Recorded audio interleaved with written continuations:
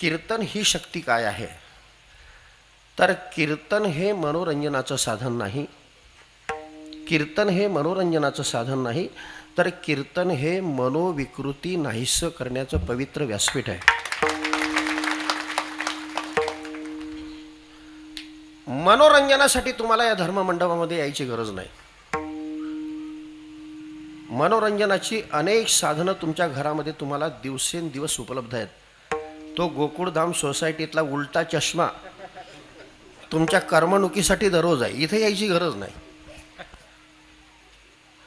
इथं फक्त यासाठी यायचं आहे, आपला शेवटचा दिवस गोड होण्यासाठी आपण काय केलं पाहिजे, बाकी काहीच नाही. जगद्गुरु संत श्रेष्ठ तुकोबाराय बोलतायत की तुम्ही जन्माला आलात ना, जन्माला आल्यानंतर आपली इति कर्तव्यता कशात आहे, तर जो माणूस जन्माला आला त्या प्रत्येक माणसाने पहिल्यांदा मंगळाची प्राप्ती करून घेतली पाहिजे. मंगळाची प्राप्ती करून घेतली पाहिजे. आणि मंगळाची प्राप्ती करून न घेताना जर कदाचित आपलं आयुष्य संपलं, मंगळाची प्राप्ती न करता आपण जर समजा मेलोत, सोप्या भाषेत बोलतो, तर नाथ महाराजांच्या लेखणीप्रमाणे बोलायला काही हरकत नाही. आपल्यासारखा आत्मघातकी जगामध्ये दुसरा कोणीच नाही. आम्ही नेहमी सांगतो, आत्मघातकी किंवा आत्महत्या हा शब्द ज्या वेळेला आपल्या डोळ्यासमोर येतो ना, त्यावेळेला समाजामध्ये घडलेल्या ज्या काही दुर्घटना आहेत त्या हुबेहूब आपल्या डोळ्यासमोर उभ्या राहतात.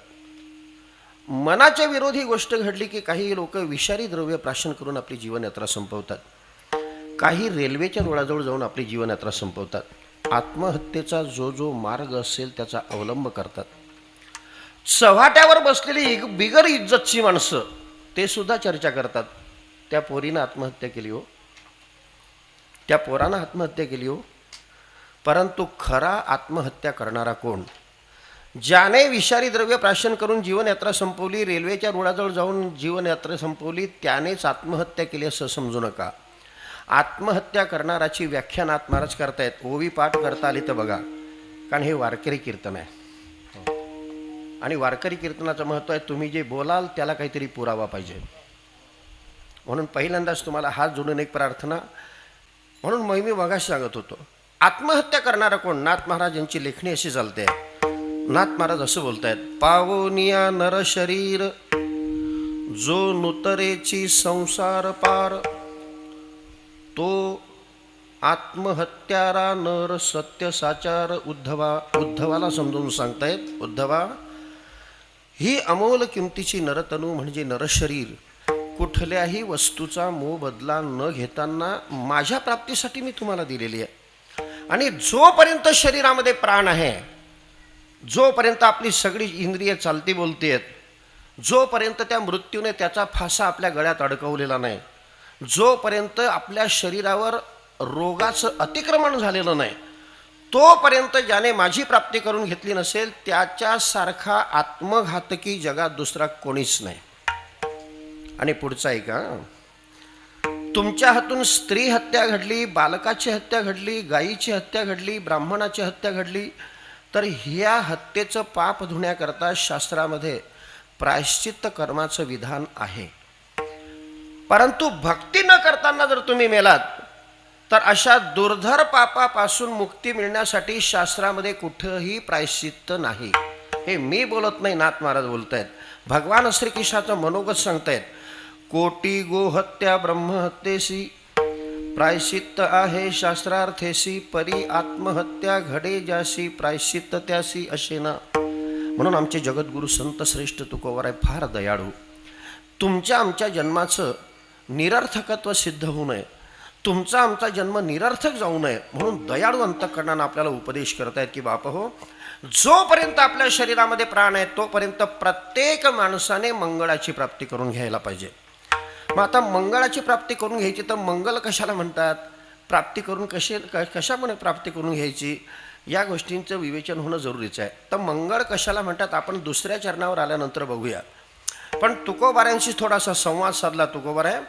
या मंगळाची जर प्राप्ती करून घ्यायची असेल तर मंगळाची प्राप्ती कोणाला होते त्याचं दिग्दर्शन आम्हाला करा ना. तर तुकोबाराय मंगळाची प्राप्ती कोणाला होते, त्याचं मोलाचं मार्गदर्शन आपल्याला करतायत अतिशय सोप्या भाषेमध्ये अभंगाच्या पहिल्या चरणात. परमामृते रसना बोलावली परमामृते रसना बोलावली परमामृते रसना बोलावले अमृते रसना बोलावले परमामृते रसना बोलावली बोलावली परमामृते रसना बोलावली परमामृते रसना बोलावले परमामृते रसना बोलावले मनाची राहिली वृत्तिपाय मनाची राहिली वृत्तिपाय सकळही तेथे बोलले मंगळे सकळही तेथे बोलले मंगळे मनाची राहिले वृत्तिपायी राब मनाची राहिले वृत्तिपायी सकळ हे बोलले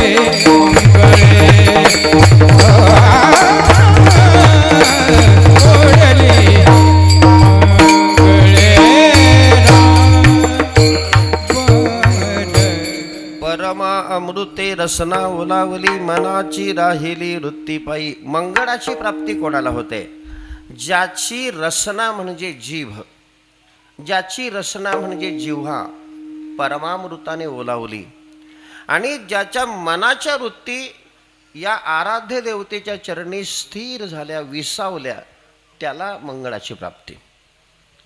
मग आता परमामृतानं रसना ओलावल्याशिवाय जर मंगळाची प्राप्ती नसेल तर हे परमामृत नेमकी काय भानगड आहे? हे परमामृत कुठे भेटतं? अमृत शब्द आपण ऐकलेला आहे, अमृत शब्द वाचलेला आहे, अमृताच्या कथा पण ऐकलेल्या आहेत आणि अमृत प्राशन करणारा माणूस अमर होतो हेही आपल्या ऐकिवात आहे. परंतु आमचे ज्ञानोबा आहे, ज्या अमृतानं माणूस अमर होतो त्याला अमृत म्हणायला तयार नाही.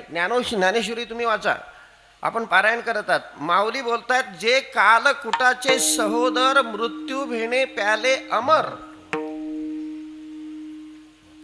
हा कालकूट म्हणजे विषाचा सख्खा भाऊ म्हणजे अमृत आहे. सहोदर म्हणजे सख्खा भाऊ. सख्खा भाऊ किंवा सख्खी बहीण कोणाला म्हणतात? एकाच आईच्या उदरातून जे 2-3 मुलं जन्माला आलेले असतील ते सख्खे भाऊ. एकाच आईच्या उदरातून 2-4 बहिणी जन्माला आलेल्या असतील त्या सख्ख्या बहिणी. आई जर वेगवेगळी असेल तर त्या सख्या नाही होऊ शकत. तसं विष आणि अमृत एकाच आईच्या उदरातून जन्माला आले आहेत. म्हणून कालकुटाचे सहोदर. यांची आई कोण? फक्त समुद्र मंथनाचा प्रसंग डोळ्यासमोर आणा म्हणजे लक्षात येईल, विस्तार नाही करत. आणि हे अमृत दररोज प्राशन करतात ते स्वर्गातले लोक. परंतु स्वर्गातले लोक जरी दररोज अमृत प्राशन करत असले तरी ज्ञानोबराय पुढे बोलतायत, दिहाचे पुरंदर 14 जाती. त्या ब्रह्मदेवाच्या एका दिवसामध्ये हे 14 इंद्र मरतात अमृत पिणारे. मग अमृत पिणारा माणूस अमर होतो हे म्हणायला काय किंमत आहे? तर नाही. विठाला विठाला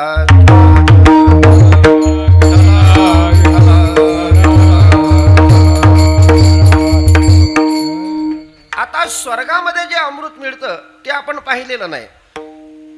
आपण ते अमृत पाहिलेलं नाही, परंतु अमृत तुल्य ती पाहिलेली आहे, अनुभवलेली आहे. विनोदाचा भाग द्या सोडून. परंतु तुम्ही आपण वैष्णव आहोत, वारकरी आहोत, आपल्याला परमामृत सेवन करायचं आहे. मग हे परमामृत नेमकं असतं तरी कुठं? परमामृत कोणाला मिळतं? ज्या ज्या भाग्यवंतांनी महाभारत वाचलं असेल, ज्या ज्या भाग्यवंतांनी नाथ महाराजांचं भावार्थ रामायण वाचलं असेल, त्यांच्या लक्षात येईल की आपल्या रामायणामध्ये अमृताचे 5 प्रकार आहेत. पहिलं स्वादामृत, दुसरं उन्मादामृत, तिसरं सुप्त्यामृत, चौथं तृप्त्यामृत आणि 5वं जे आहे ते परमामृत. या सगळ्या अमृतांपेक्षा परमामृताचा गुण काही विशेष आहे. त्याची ताकद अशी आहे, ते कुठं आहे? जेणे चुके जन्म मरण ते परमामृत विष्णू अधीन. जे परमामृत सेवन केल्यानंतर आपलं जन्म मरण चुकवता येतं ते परमामृत फक्त विष्णूच्या जवळ आहे. बाकीचे जे अमृत आहेत ते कोणत्या कोणत्या ठिकाणी आहेत, जरा सावधानतेने ऐका. पहिलं स्वादामृत. स्वादामृत हे अप्सरांच्या ठिकाणी आहे, अप्सरांच्या ओठावर आहे. म्हणून ह्या अप्सरा संसारिक माणसापासून तर ब्रह्मचार्यापर्यंत सगळ्यांना गोड वाटतात. उन्माद अमृत हे दैत्यांच्या ठिकाणी आहे, म्हणून दैत्य नेहमी उन्मत्त असतात. सुप्त्यामृत हे दिग्गजांच्या ठिकाणी आहे, म्हणून दिग्गज नेहमी सुस्तावलेले असतात. आणि तृप्त्यामृत हे देवांच्या ठिकाणी आहे, म्हणून देव नेहमी तृप्त असतात. परंतु परमामृत हे असं सुंदर अशा प्रकारचं तेज आहे की हे परमामृत अप्सरांच्या ठिकाणी नाही. हे परमामृत जे आहे ते उन्मत्त लोकांच्या, राक्षसांच्या ठिकाणी नाही. हे परमामृत दिग्गजांच्या ठिकाणी नाही. हे परमामृत देवांनाही मिळत नाही. हे परमामृत सेवन करण्याचं भाग्य लाभतं फक्त वैष्णवांना. हे परमामृत सेवन करण्याची पुण्यही फक्त वैष्णवांची आहे. म्हणून आमचे ज्ञानोबराय या परमामृताला एक विशेष नाव देत आहे हरिपाठामध्ये. नामामृत गोडी वैष्णवाला धरे, नामामृत गोडी वैष्णवाला धरे, नामामृत गोडी वैष्णवाला धरे, नामामृत गोडी वैष्णवाला धरे, नामामृत गोडी वैष्णवाला धरे, नामामृत गोडी वैष्णवाला धरे, नामामृत गोडी वैष्णवाला धरे, नामामृत गोडी वैष्णवाला धरे. योगी साधने जीवन कळा, योगी साधने जीवन कळा. हरिमुखे म्हणा, हरिमुखे म्हणा, हरिमुखे म्हणा. योगी साधने जीवन कळा, योगी साधने जीवन कळा. हरिमुखे म्हणा, हरिमुखे म्हणा, हरिमुखे म्हणा, नामामृत गोडी वैष्णवाला धरी, नामामृत गोडी वैष्णवाला धरी. नामामृत गोडी वैष्णवाला धरे, नामामृत गोडी वैष्णवाला धरे. योगिया साधनी, योगिया साधनी जीवन कळा, जीवन कळा. हरिमुखे म्हणा, हरिमुखे म्हणा, हरिमुखे म्हणा, हरिमुखे म्हणा. योगिया साधने, योगिया साधने जीवन कळा. हरिमुखे म्हणा, हरिमुखे म्हणा, हरिमुखे म्हणा, हरिमुखे म्हणा.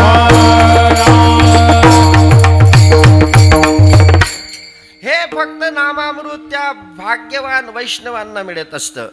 या नामामृताचं, या परमामृताचं भागवताच्या भाषेमध्ये नाव आहे कथामृत. म्हणून त्या गोपिका त्या भगवंताला बोलतायत, तव कथामृतम तप्त जीवनम कविभिरीडितम कल्मषापहम. हे भगवान, आध्यात्मिक, अधिदैविक, अधिदैवभौतिक तिघही तापांनी तप्त झालेला जीव, त्याने जर तुझ्या नामामृताचं सेवन केलं, कथामृताचं सेवन केलं, तर तो आपोआप निवळून जातो. या नामामृताचं परमामृताचं भगवद्गीतेच्या भाषेमध्ये नाव आहे धर्म्यामृत.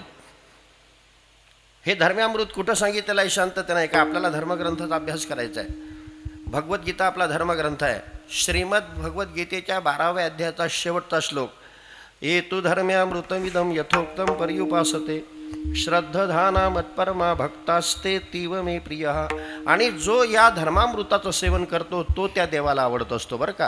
म्हणून त्या श्लोकाचा अन्वय असा आहे, तू ये श्रद्धधाना मत्परमा भक्ता इदम यथा उक्तम धर्म्यामृतम पर्युपासते ते मे अतीव प्रिय.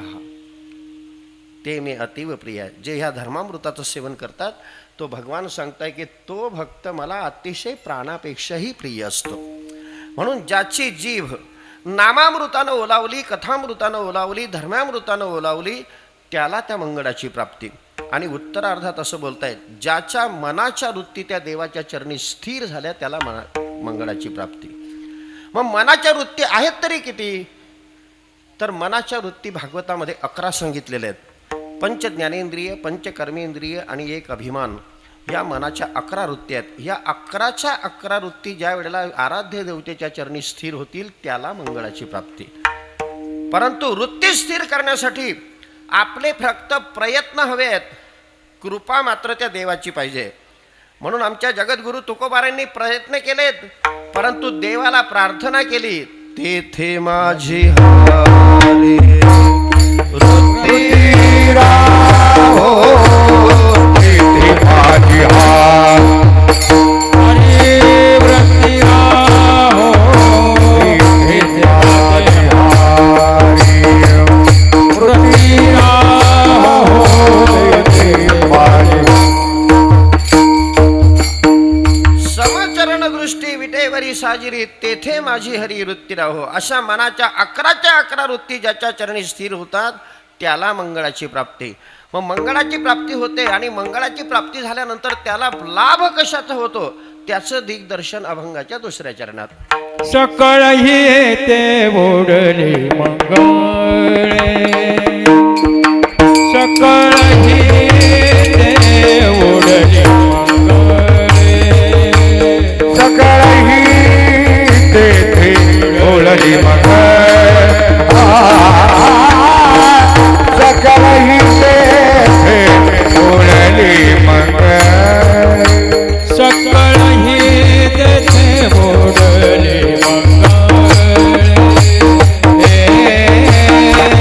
सकळ ही तेथे ओढले मंगळे.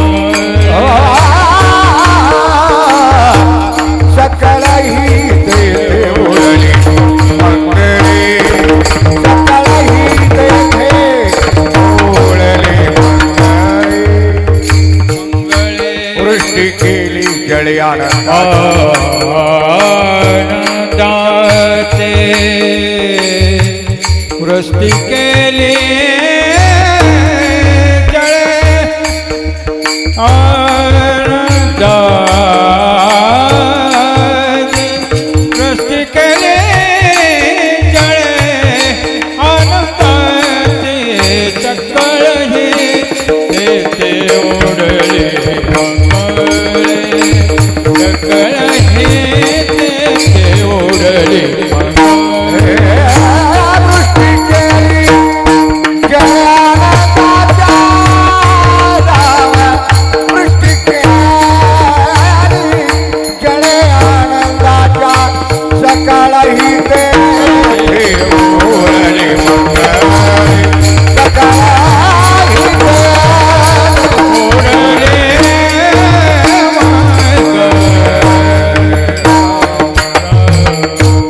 सकळ ही तेथे ओढली मंगळे, वृष्टी केली जळे आनंदाच्या. पहिल्या चरणातून 2ऱ्या चरणात येत असताना अर्थ आपल्याला हा लावायचा आहे की ज्याच्या मनाच्या 11 वृत्ती देवाच्या चरणी स्थिर झाल्या, विसावल्या, ज्याची जीभ परमामृतानं नामामृताने ओलावली त्याला मंगळाची प्राप्ती होते. मंगळाची प्राप्ती होते म्हणजे नेमकं काय? याचा सरळ अर्थ असा आहे, देवाची प्राप्ती होते. कारण या जगतामध्ये मंगल स्वरूप जर कोण असेल तर फक्त परमात्मा आहे. त्या परमात्म्याचं नाम आणि त्या परमात्म्याचं स्वरूप फक्त मंगल स्वरूप आहे, बाकीचं कोणतंच नाही, बाकी कोणीच मंगल स्वरूप नाही.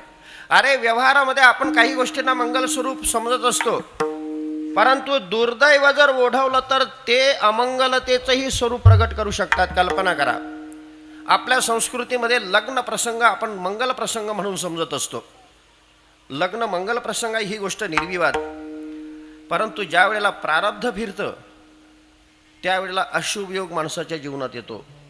तुका म्हणे जेव्हा फिरते कपाळ तेव्हा अमंगळ योग येतो. मंगल प्रसंग आहे लग्न प्रसंग, परंतु दुर्दैव जर ओढवलं तर तोच लग्न प्रसंग अमंगलही होऊ शकतो. साधारणतः 35 वर्षापूर्वीची गोष्ट असेल. आम्ही आळंदीला लहानपणी शिकत असताना आपल्या पश्चिम महाराष्ट्रामध्ये म्हणजे सातारा, सांगली, कोल्हापूर त्या परिसरात अशी एक दुर्दैवी घटना घडली. घडू नये परंतु घडली. एका श्रीमंत घराण्यातलं लग्न लागण्यासाठी गेलं. लग्न आनंदाने लागलं, वऱ्हाडही घरी परतलं. पूर्वी असे काही चौपदरी रस्ते नव्हते, एकेरी रस्ते. समोरून येणारं जे वाहन असतं त्याला फार कटाक्षानं पाळावं लागत होतं. आता ते लग्न आनंदानं लागलं, लग्न वऱ्हाड घरी परतलं. परंतु दुर्दैव असं जी घडू नये ती अमंगल घटना घडली. ज्या कारमध्ये ती नवरदेव नवरी बसली होती त्या कारची समोरून येणाऱ्या वाहनाला जोरदार धडक झाली आणि ते दोघंही नवरदेव नवरी जागच्या जागी ठार झाले. घडू नये परंतु आता दुर्दैव ओढवलं, काय करणार. आता एक मी तुम्हाला विचारतो, लग्न प्रसंग मंगल आहे हो, परंतु आता प्रेत आहे ते नवरदेवाचं असो का नवरीचं असो त्याला तुम्ही मंगल मानणार आहे. म्हणून आमच्या तुकोबारांची किती दूरदृष्टी पहा. मंगलती नोहे कन्यापुत्राधिक राहिला लौकिक अंतरपाठ. परंतु असल्या व्यवहारातल्या मंगलतेप्रमाणे आमच्या भगवंताचं नाम नाही आहे. आमच्या भगवंताचं नाम किती पवित्र आणि मंगलकारक आहे. आमचा भगवान किती पवित्र आहे. पवित्राणां पवित्रयो मंगलानांच मंगलम दैवतम देवतानांच भूतानां यो व्यय पिता.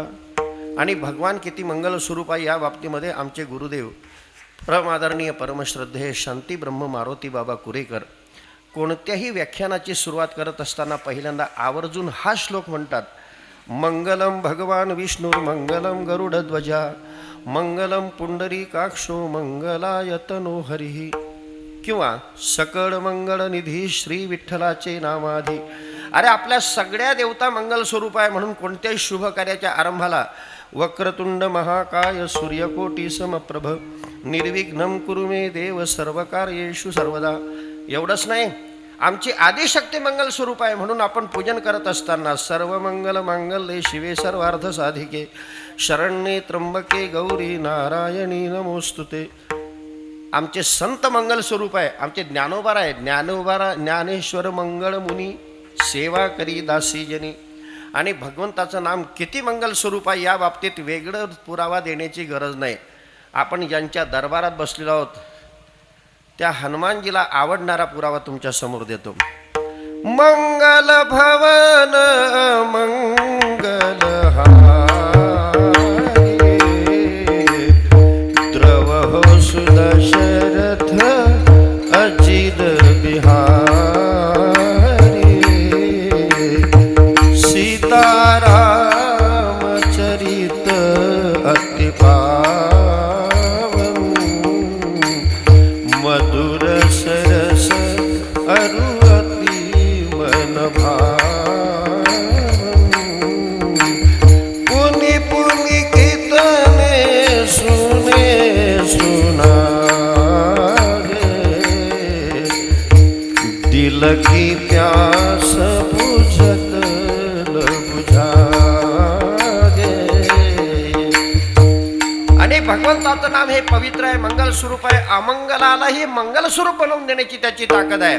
म्हणून या जगाचा संहार करता प्रत्यक्ष भगवान शंकर आपल्या पार्वती मातेला सोबत घेऊन या नामाचा अखंड जप कैलास पर्वतावर करतो. मंगल भवन अमंगल हारी द्रव हो सुदशरथ अचिर बिहारी मंगल भवन मंगल हारी उमा सहित जी जपत पुरारी. असं मंगल स्वरूप भगवंताचं नाम आहे, त्याचं स्वरूप आहे. म्हणजे जो अखंड भगवंताचं नामस्मरण करतो त्याला या देवाची प्राप्ती होते.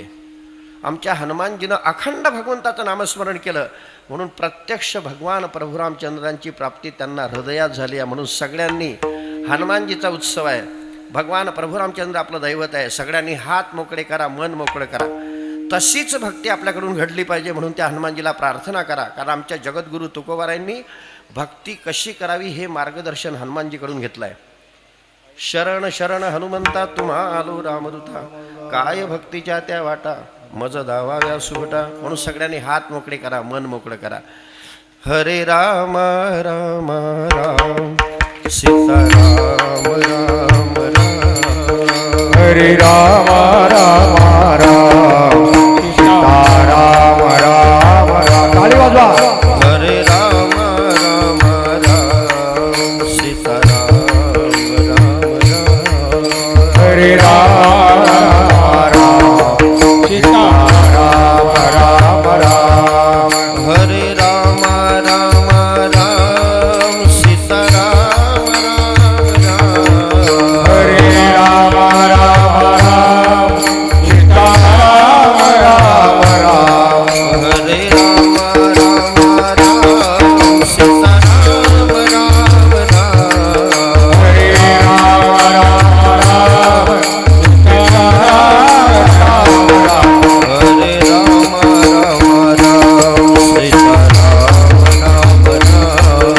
हरे राम राम राम सीताराम राम राम. हरे राम राम राम सीताराम राम राम. हरे राम राम राम सीताराम राम राम. हरे राम राम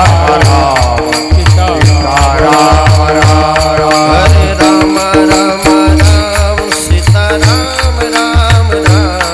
हरे राम राम राम सीताराम राम राम. हरे राम राम राम सीताराम राम राम. हरे हरे राम राम राम सीताराम राम राम. हरे राम राम राम सीताराम राम राम. हरे राम राम राम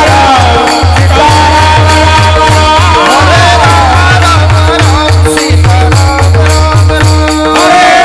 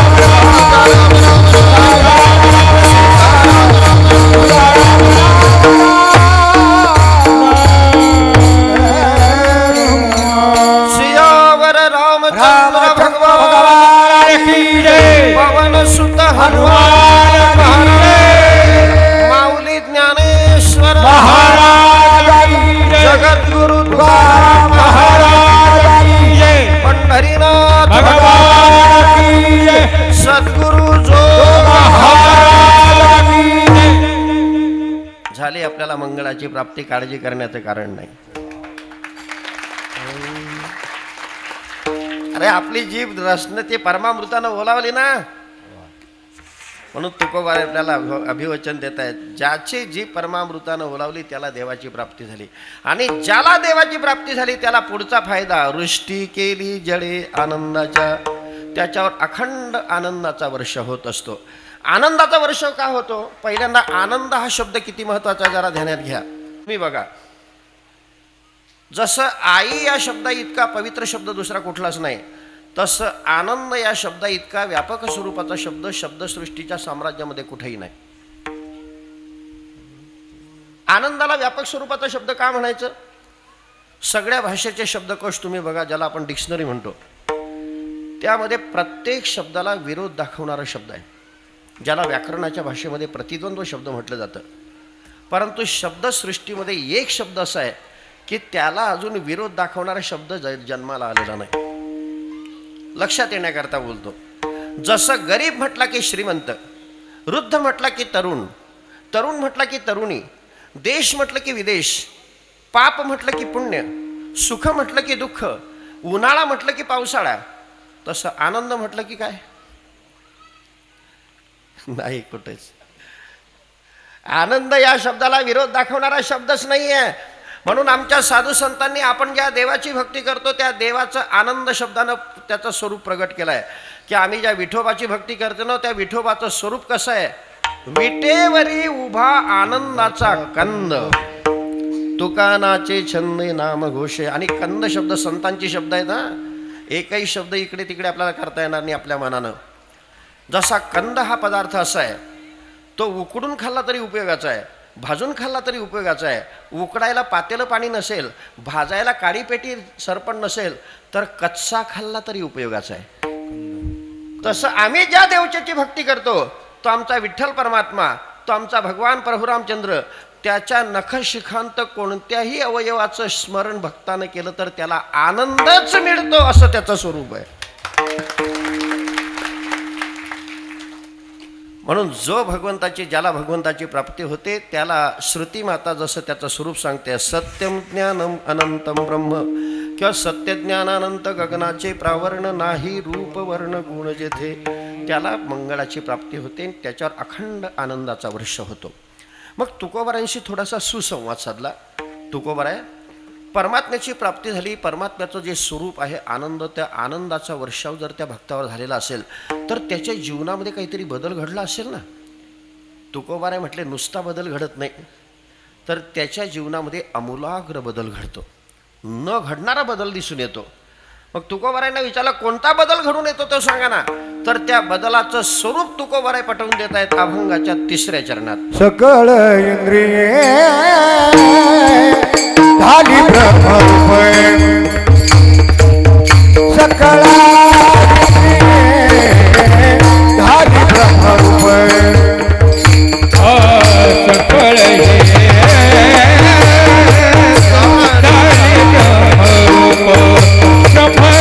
सकळ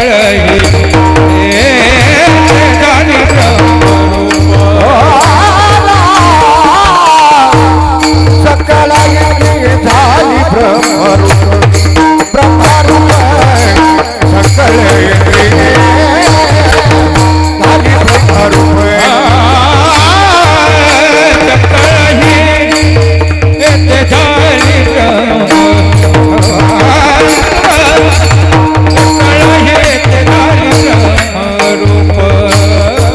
होतले स्वरूप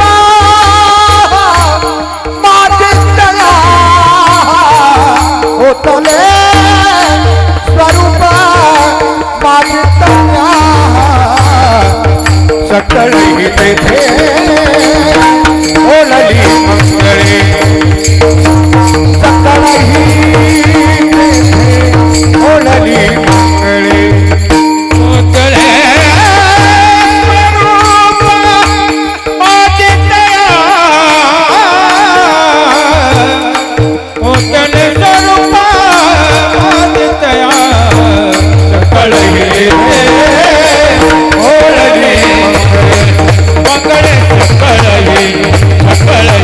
तेथे ओलली मंगळे,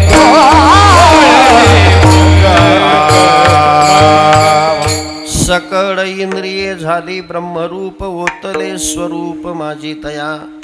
ज्याला देवाची प्राप्ती होते त्याच्यावर अखंड आनंदाचा वर्षा होतो आणि त्याच्या जीवनामध्ये न घडणारा बदल घडून येतो, त्याला आमूलाग्र बदल म्हणतात.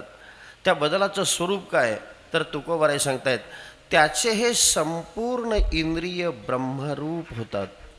सकळ इंद्रिये झाली ब्रह्मरूप. आता थोडंसं शांतते नाही का, का इंद्रिय ब्रह्मरूप होणं शक्य आहे का? शक्य आहे कधी नाही. जसं कोळशाला किती वेळ घासला म्हणजे कोळसा पांढरा होणार आहे? हो नाही. अरे कोळशाचं स्वरूपच काळं आहे. दिवसभर जर तुम्ही घासत बसलात तुमचा हात दुखेल, हात काळे होतील. ज्या दगडावर घासणार तो दगड काळा होईल, पण कोळसा नाही पांढरा होणार, त्याचं स्वरूप काळं आहे. तसं तुकोबाराय असं काही विशेष सिद्धांत सांगतायत की सगळे इंद्रिय ब्रह्मरूप होतात. अरे इंद्रिय तर असे आहेत की माणूस जे पाप करतो तो इंद्रियांच्या द्वारा करतो. विकारांना राहण्याचं अधिष्ठान, विकारांना राहण्याचं घर म्हणजे इंद्रिय. हे मी बोलत नाही, भगवद्गीता वाचा. तो अर्जुनासारखा प्रज्ञाकांत भगवंताला बोलतोय, देवा अथकेन प्रयुक्तोयम पापम चरती पुरुषः अनिच्छन्नपि वार्ष्णेय बलातिव नियोजितः.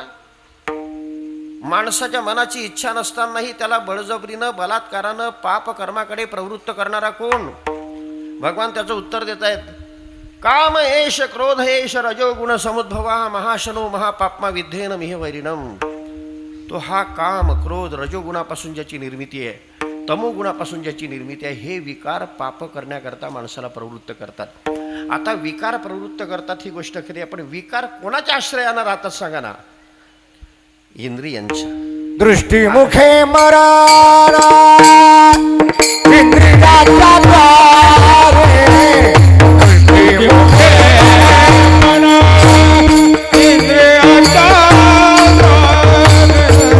दृष्टीमुखे मरारा इंद्रियाच्या द्वारे. दृष्टीमुखे मना इंद्रियाच्या द्वारे. लावण्य ते खरे दुःख मूळ. लावण्य ते खरे दुःख मूळ. लावण्य ते खरे दुःख मूळ. लावण्य ते खरे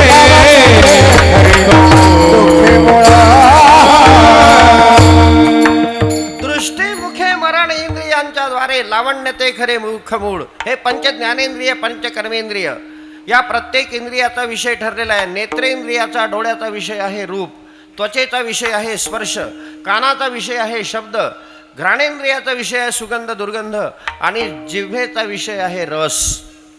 माणूस जी पाप करतो ते पाप शिरण्याचं प्रवेशद्वार म्हणजे पहिल्यांदा डोळा आहे. रामायण कधी ऐकलंय तुम्ही? अरे त्या रामायणामध्ये विभांडकाचा मुलगा ऋष्यशृंग याने स्त्री नावाची वस्तू कधी डोळ्यानं पूर्वी बघितलेलीच नव्हती. परंतु ज्या वेळेला देवांचे गुरु बृहस्पती त्यांनी अप्सरा बोलवण्याकरता पाठवून दिले, त्यावेळेला त्यांना ऋषी समजून तो थोडासा पहिल्यांदा घाबरतो. आणि ज्या वेळेला या अप्सरा आहेत त्यावेळेला त्यांना ओळख होते ना, त्यावेळेला हा ऋष्यशृंग अनंत वर्षाची तपश्चर्या विसरतो, आपलं स्वरूप काय ते विसरतो, मी ऋषीचा पुत्र आहे ते विसरतो. आणि त्यामध्ये किती घडून जातो ते रामायण वाचा. ते शब्द बोलण्याचा माझा अधिकार नाही, ते नाथ महाराजांनी फार मोठं चित्र रंगवलेलं आहे. विठाला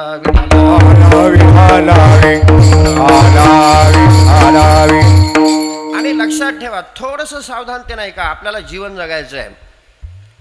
अरे या इंद्रियांची पाप कर्माकडे प्रवृत्ती स्वाभाविक आहे आणि पुण्यकर्म माणसाला प्रयत्नाने करावं लागतं.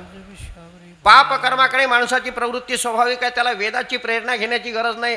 नाथ महाराज बोलतात, वेदे न करिता प्रेरणा विषयावरी सहज वासना स्वभावे सकळ जना सदा जाण सर्वासी. पाप कर्म माणसाला करण्याकरता स्वाभाविक प्रवृत्ती होते, पुण्यकर्म प्रयत्नाने करावं लागतं. ते कसं प्रयत्नाने करावं लागतं ध्यानात ठेवा. माणसाची पापकर्माकडे स्वाभाविक प्रवृत्ती कशी, तर मी तुम्हाला एक उदाहरण देतो आणि ते उदाहरण सांगत असताना देवाच्या दरबारात आपण बसलेलो आहोत, अजिबात कोणी खोटं बोलायचं नाही. आणि तुम्ही जरी खोटं बोललात तरी ते मला कळणार आहे, कारण मी अंतर्ज्ञानी आहे. आणि अंतर्ज्ञानी असल्यामुळे तुमच्या मनातलं मी ओळखू शकतो. मग काही लोक म्हणतील अंतर्ज्ञानी येतं आमच्या मनातलं ओळखा ना. मग पहिल्यांदा खात्री करून घ्या मला तुमच्या मनातलं ओळखता येतं की नाही. रात्री पण मी त्या तिकडे सांगितलं, जरा सावधानतेने ऐका, कोणी झोपू नका. तुमच्या मनातलं जर नाही ओळखता आलं ना मग मला बोला बाबा. हां, आमच्या तरुण माता भगिनी असो, आमचे तरुण मंडळी असो, आमचे वडीलधारी माणसं असो, आमचे टाळकरी बाबा लोक असो, वाजवणारे असो, म्हणणारे असो, सगळ्यांनी तुमच्या मनातलं उत्तर मी ओळखतो. मी अंतर्ज्ञानी आहे की नाही बघा. सगळ्यांनी कोणीही तुम्हाला जी आवडेल ती संख्या मनात धरा, कोणतीही धरा. धरली, तिची दुप्पट करा. केली. तिच्यामध्ये माझे 10 मिळवा. मिळवले. जी एकूण बेरीज झाली असेल त्याचे निम्मे करा. केली. जी सुरुवातीला तुम्ही संख्या मनात धरली असेल ती बाजूला काढा, वजा करा. केली. 5 राहिले की नाही?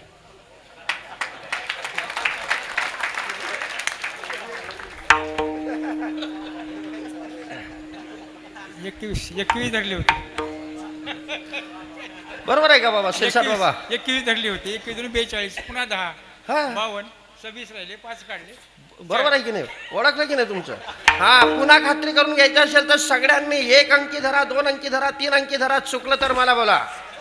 हा धरा सगळे, आमचे बालगोपाल वगैरे सगळे माता भगिनींनो धरा. कोणती एक संख्या मनात धरली, हा तिची दुप्पट करा. केली. तिच्यामध्ये माझे 20 मिळवा. मिळवले. जेवढी एकूण बेरीज झाली असेल त्याच्या निम्मे करा. केली विणेकरी बाबा? हा सुरुवातीला जी संख्या तुम्ही मनात धरली होती ती बाजूला काढा, वजा करा. 10 राहिले की नाही?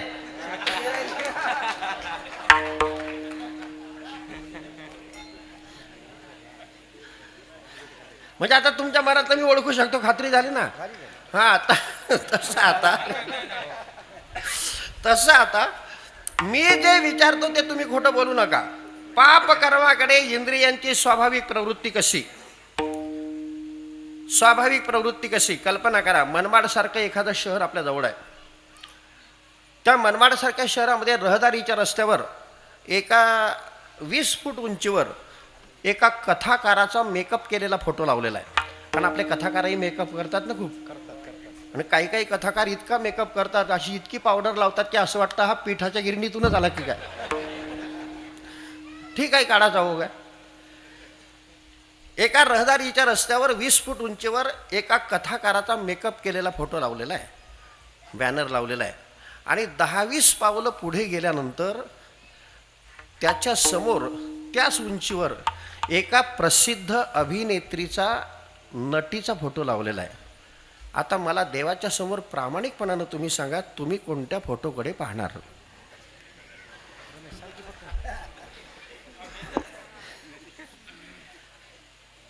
अरे त्या अभिनेत्रीचा फोटो जर समोर असेल तर कथाकाराला विचारतो कोण? कोण विचारतो? कोणीच नाही. अरे स्वाभिमानानं ह्या गोष्टी आपल्याला कबूल कराव्या लागणार आहे. संसारिक माणसं द्या सोडून, परंतु ब्रह्मचारी जरी असला, मोटारसायकलवर जरी असला तरी चालता चालता एक नजर मारणारच. का? या इंद्रियांची पापकर्माकडे प्रवृत्ती स्वाभाविक आहे. मग अशी ज्यांची इंद्रियांची प्रवृत्ती पापकर्माकडे स्वाभाविक आहे ते इंद्रिय ब्रह्मरूप होतील कसे? आमचे ज्ञानोबाराय बोलतायत, इंद्रियांच्या नादी लागून ज्याने विषयाचा मनमुराद आनंद सेवन केलाय ते माणसं जिवंत असून मेली. इंद्रिय जे जे म्हणती ते तेच जे पुरुष करती, ते तरलेची न तरती विषय सिंधू. परंतु असे जे इंद्रिय आहेत विकार प्रधान, विकारांना राहण्याचं वस्तिस्थान जरी ते इंद्रिय असले, परंतु आमचे तुकोबाराय सांगतायत, आमचे नाथ महाराज सांगतायत की या इंद्रियांकडून जर तुम्ही त्या देवाची भक्ती केली ना, नामस्मरण केलं ना, तर त्या नामस्मरणाच्या योगाने हे विकार प्रधान इंद्रिय ब्रह्मरूप होतात. एका जनार्दनी गाता हरीचे नाम, गाता हरीचे नाम, निमाली इंद्रिये विषय विसरती निमाली इंद्रिये विषय विसरती जनार्दनी गाता हरीचे नाम, गाता हरीचे नाम, निमाली विषय विसरले काम, विषय विसरले काम. या इंद्रियाकडून त्या परमात्म्याची मनोभावे एकनिष्ठेने सेवा केली. पायानं त्याची वारी केली, हातानं त्याचं भजन केलं, डोळ्यानं त्याची मूर्ती पाहिली, तोंडानं त्याचं नामस्मरण केलं, भगवत स्वरूपाशी मनानं अनुसंधान साधलं. की मग एका जनार्दनी गाता हरीचे नाम, ही प्रक्रिया त्याच्या जीवनात अशी उतरते की ओतले स्वरूप माझी तया. त्याचं जे तेज आहे ते संपूर्ण इंद्रियामध्ये उतरतं आणि ते इंद्रिय जरी विकारप्रधान असली तरी ते ब्रह्मरूप होतात. म्हणून सकळ इंद्रिये झाली ब्रह्मरूप, ओतले स्वरूप माझी तया. आणि ज्याची संपूर्ण इंद्रिय ब्रह्मरूप झाली त्याला एक विशेष उपाधी प्राप्त होते, विशेष पदवी मिळते. ती पदवी म्हणजे भक्तराव.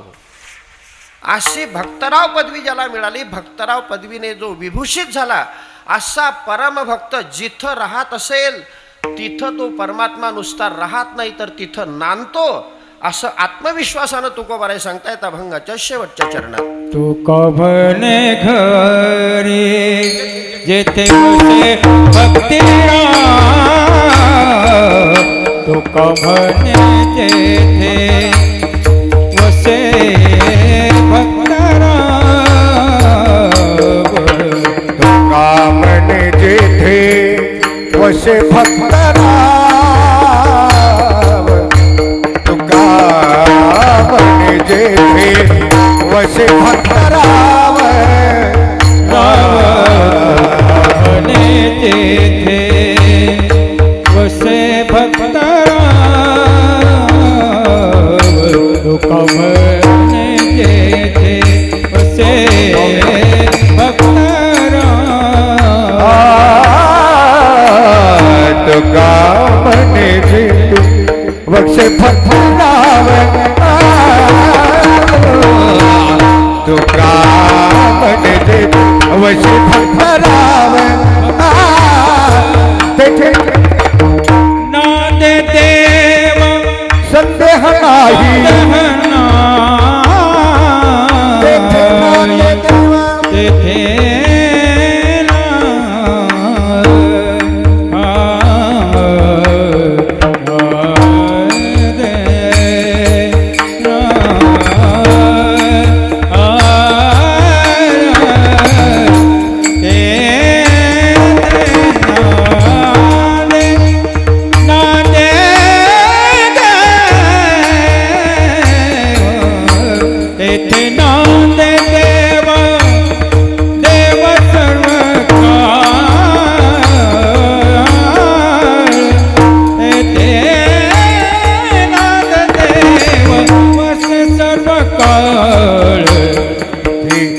सगळही तेथे ओळले मंगळे,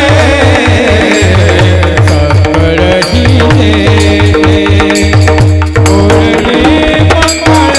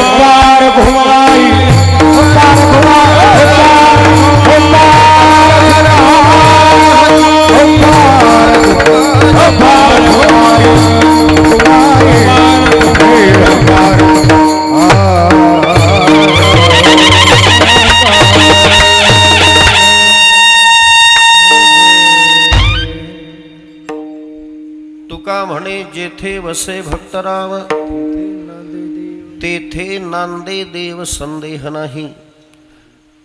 ज्याची जिव्हा परमामृतानं ओलावली, ज्याच्या मनाच्या वृत्ती त्या देवाच्या चरणी स्थिर झाल्या आणि ज्याला या देवाची प्राप्ती झाली, तो परमभक्त भक्तराव या नावाने विभूषित होतो.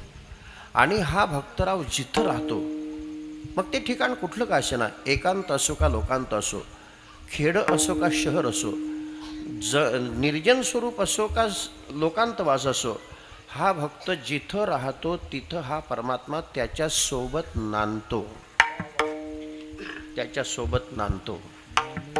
राहणं वेगळं, नांदणं वेगळं. अरे का नांदणं कशाला म्हणतात, जरा लक्षात येऊ द्या. या मंडपामध्ये उजेड पाहिजे म्हणून आपल्या कार्यकर्त्यांनी सुंदर अशा प्रकारची विद्युत रोषणाई केलेली आहे, सुंदर अशा प्रकारचे फोकस लावलेले आहेत. आता बघा, जिथं मीटर आहे तिथं वीज आहे, जिथं पिन बोर्ड आहे तिथं वीज आहे. मीटरपासून ओढत आणलेली जी वायर आहे त्या वायरमध्ये वीज आहे. तिथं वीज आहे परंतु दिसते का, नाही. बरं, दिसत जरी नसली तरी ती वीज तिथं नाही असे आपण म्हणू शकतो का? आणि म्हणायचं असेल की तिथं वीज नाही तर खात्री करायला काय हरकत नाही.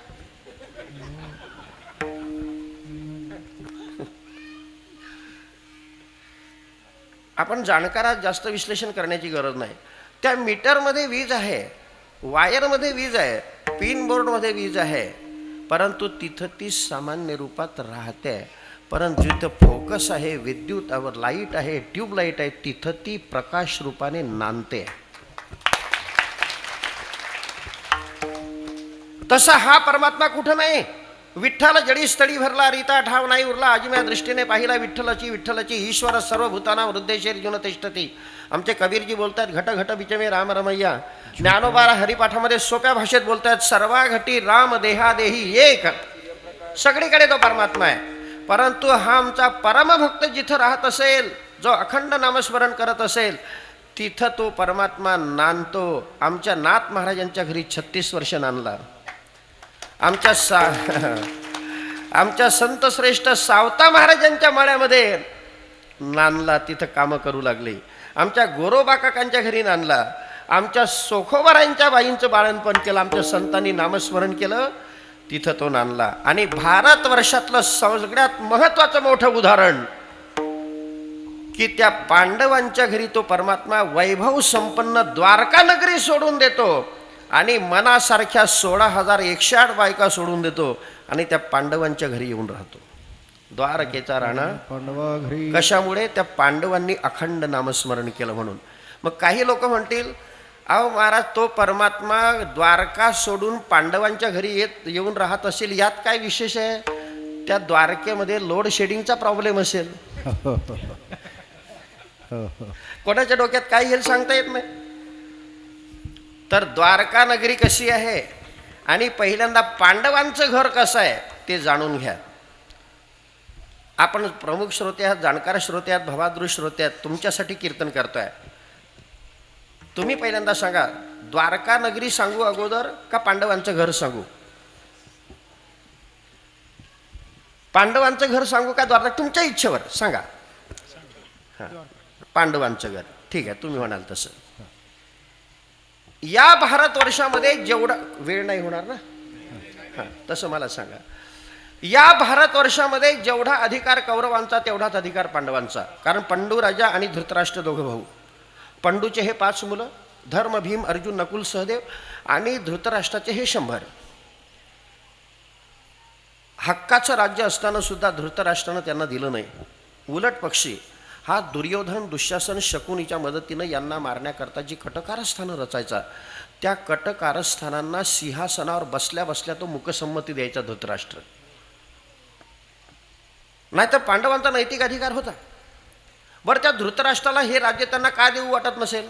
कदाचित धृतराष्ट्राच्या मनामध्ये भाव असेल की या भारतवर्षाचे जर 2 विभाग केले तर एका विभागामध्ये 5 वाटे राहतील आणि एका विभागामध्ये 100. किती? 100. अहो 100 नाही, 101. कारण की दुश्शीलेनं जर सही नाही दिली तर कोणाचाच वाटा पडणार नाही. बहिणीचा हिस्सा कसा सोडेल ती. खरंय. हा, मग आपल्या पोरांपेक्षा भावाचे पोरं जास्त श्रीमंत राहतील म्हणून कदाचित त्याला देऊ वाटलं नसेल, उलट त्यांना मारण्याचे प्रयत्न रात्रंदिवस. म्हणून आपल्या जीविताला कुठेही धोका होऊ नये म्हणून बिचारे हे पांडव अखंड वनवासामध्ये अज्ञातवासात राहायचे. पहाते पांडव अखंड वनवासी.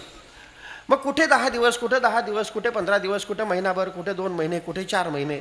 मग 4 महिने जर कुठे वनवासात राहायचं असेल तर ते राहण्याकरता निवासस्थान जर बनवायचं असेल तर ते काही स्लॅबची घरं बांधत होती का? तर लक्षात ठेवा, जरा बारकाईनं ऐका. आमच्या संतांनी असं लिहून ठेवलेलं आहे की त्रेता युगातही मर्यादा पुरुषोत्तम भगवान श्री प्रभू रामचंद्रांनी पर्यावरणाचं संगोपन कसं केलं आणि पांडवांनीही पर्यावरणाचं संगोपन कसं केलं. ज्या वेळेला भगवान प्रभू रामचंद्र वनवासात निघाले त्यावेळेला पहिल्यांदा चित्रकूट पर्वतावर आले. लक्ष्मणाला सांगितलं, लक्ष्मणा आश्रमशाळा बांधायची आहे, पर्णकुट्या बांधायच्या आहेत, परंतु आश्रमशाळेसाठी लाकडं लागणार, पण कोणत्याही झाडाला कुऱ्हाड लावायची नाही.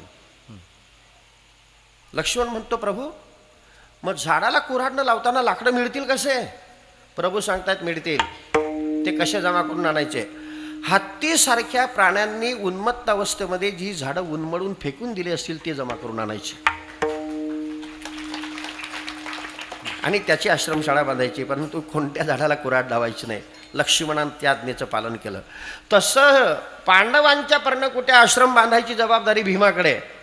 भीमही तसेच हत्तीने उन्मत्त अवस्थेमध्ये उन्मळून फेकलेली झाडं जमा करून आणायचं आणि पर्णकुटी बांधायचा. आता एक मला सांगा, जी पर्णकुटी बांधलेली आहे, जी आश्रमशाळा बांधलेली आहे, ती लाकडाची पानांची आहे. तिच्यामध्ये आपल्यासारख्या घरामध्ये जशा भौतिक सुविधा आहे तशा आहेत का हो? आपल्याला थंड पाण्याचा फ्रीज आहे, पांडवांना होतं. आपल्याला करमणुकीसाठी आपल्या घरामध्ये दूरदर्शन रंगीत TV आहे, त्यांना होता नाही. नाही, अरे बिचाऱ्यांना खाण्याची व्यवस्था नाही. कंदमुळं फळं खालून आणायची, फक्त भगवंताचं नामस्मरण अखंड करायचं.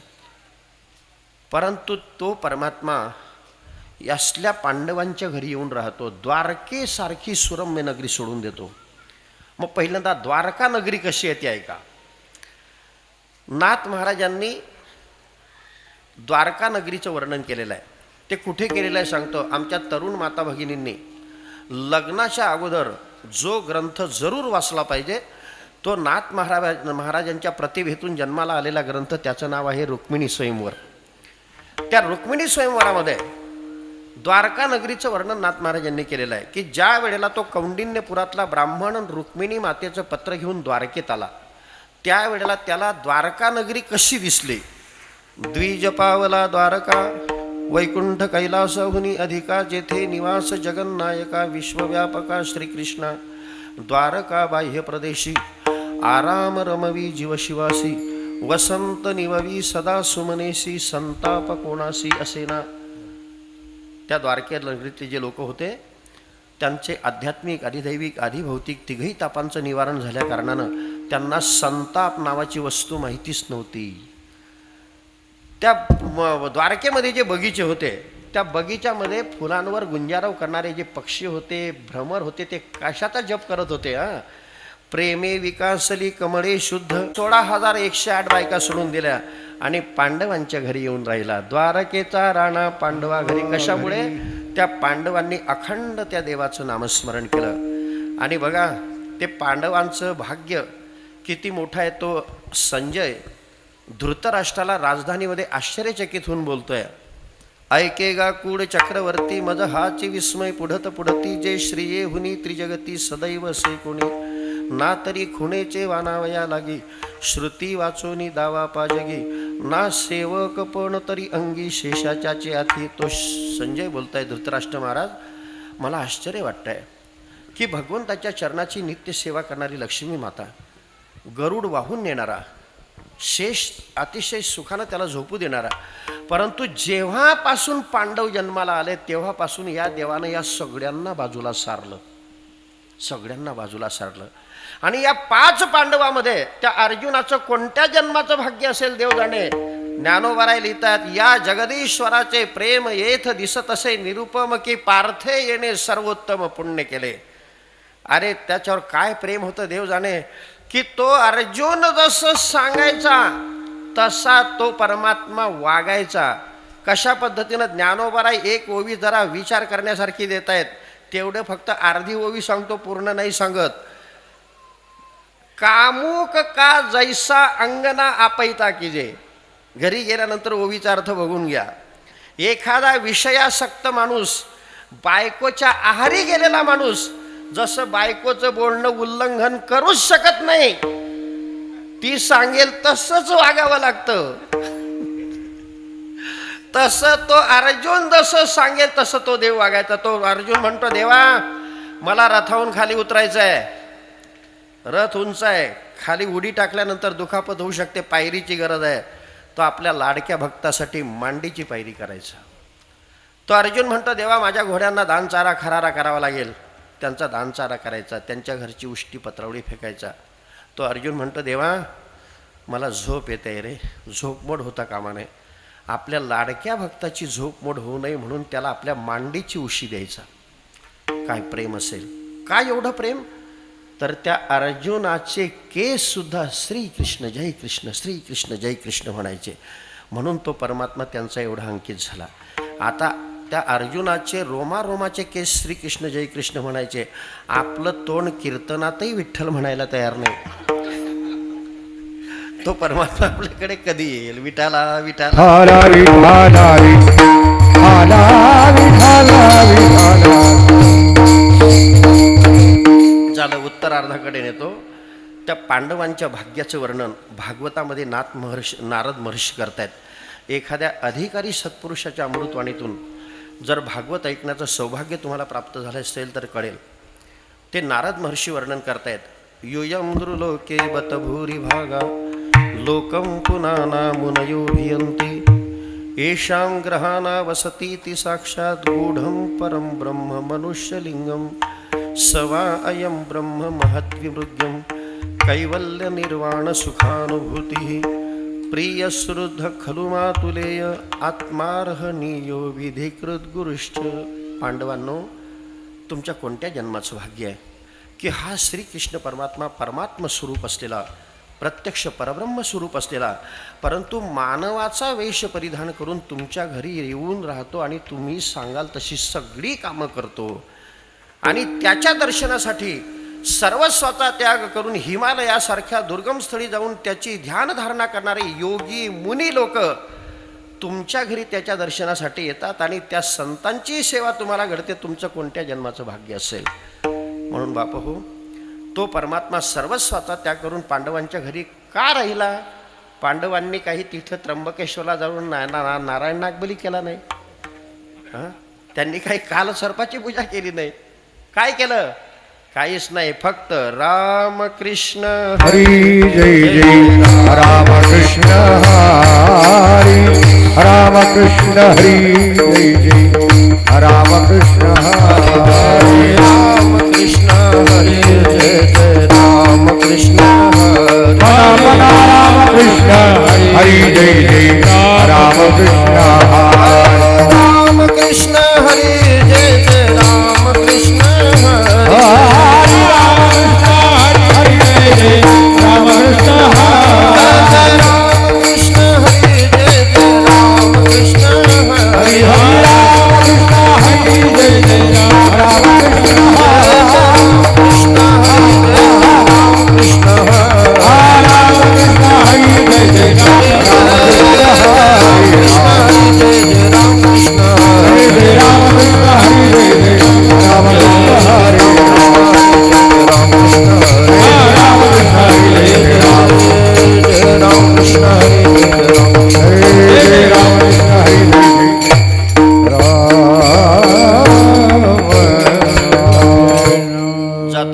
एकच प्रेमाचं शुभचिंतन की भगवान जसा मंगलमय आहे तसं आपलं सर्वांचं जीवन मंगलमय हो. भगवान जसा पवित्रातला पवित्र आहे तसं सर्वांचं जीवन पवित्र हो. आणि पुनश्च आपल्या गावकऱ्यांसाठी, आमच्या संस्कृतीच्या तरुण मंडळाच्यासाठी आमचे सगळे आधारस्तंभ आहेत हे, यांच्यासाठी आराध्य देवतेला पुन्हा एकच मागणं मागतो की आमचे हे तरुण मंडळ अतिशय सात्विक आहेत. सात्विक वातावरण तयार झालेलं आहे. या वातावरणाला रजोगुणाचा आणि तमोगुणाचा देवा स्पर्श होऊ देऊ नको. ही सात्विकता दिवसेंदिवस वृद्धिंगत व्हावी आणि आमचे तरुण कैवल्य सम्राटाचे कैवल्याचे साम्राज्य चक्रवर्ती होत ही आमच्या ज्ञानोबारायांची भावना पूर्ण करण्यासाठी त्यांच्यावर कृपा करावी. त्यांचं जीवन मंगलमय हो, दूर व्यसनापासून दूर राहो हीच पांडुरंगाच्या चरणी माऊलींच्या चरणी प्रार्थना करतो आणि संतांचा शेवटचा संदेश देऊन सेवेला विराम देतो. संत आपल्याला बोध देत आहे बाबा, ज्या वेळेला हा जीवात्मा आईच्या उदरातून बाहेर येतो त्यावेळेला रडत रडत येतो. त्याच्या रडण्याचा आवाज ऐकला सगळं जग हसायला लागतं, पेढे वाटायला लागतं. परंतु त्या जीवाला पुन्हा बोध देत आहेत, जाणीव करून देत आहेत, जीवा ज्या वेळेला तो आईच्या उदरातून बाहेर येतो त्यावेळेला रडत रडत येतो. तुझ्या रडण्याचा आवाज ऐकला की सगळं जग हसायला लागतं, पेढे वाटायला लागतं. परंतु तू सत्संगतीच्या द्वारा, भगवंताच्या नामचिंतनाच्या द्वारा, सत्यकर्माच्या द्वारा, शुद्ध आचरणाच्या द्वारा जीवन जगत असताना अशी क्रांती कर बाबा की ज्या वेळेला मृत्यूलोकाच्या नियमाप्रमाणे तू मरशील ना त्यावेळेला तू हसत हसत मरावं आणि तू केलेल्या पवित्र कार्यासाठी, तुझ्या कीर्तीसाठी या संपूर्ण जगाने रडावं. कबीरजींचा हृदयाला पाझर फोडणारा संदेश सर्वांच्या ऐकिवात आहे. कबीरा कबीरा जब हम पैदा हुए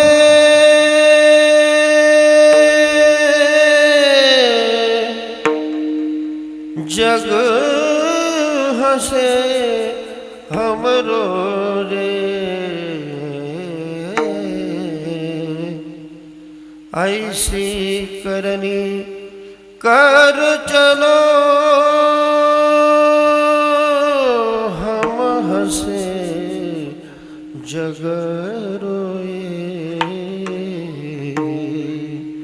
ज्यांच्यासाठी जगच नाही तर जगाला जन्म देणारा पांडुरंग परमात्माही ओक्साबोक्सी रडलाय ते आमच्या ज्ञानेश्वर माऊलींचं, जगद्गुरू तुकोबारायांचं प्रेमयुक्त अंतःकरणाने आपल्या पाप निवृत्ती करता भजन करा. ज्ञानेश्वर माऊली ज्ञानराज माऊली माऊली ज्ञानेश्वर माऊली ज्ञानराज महाराज ज्ञानेश्वर माऊली ज्ञानराज ज्ञानेश्वर माऊली ज्ञानराज माऊली ज्ञानेश्वर माऊली माऊली ज्ञानेश्वर माऊली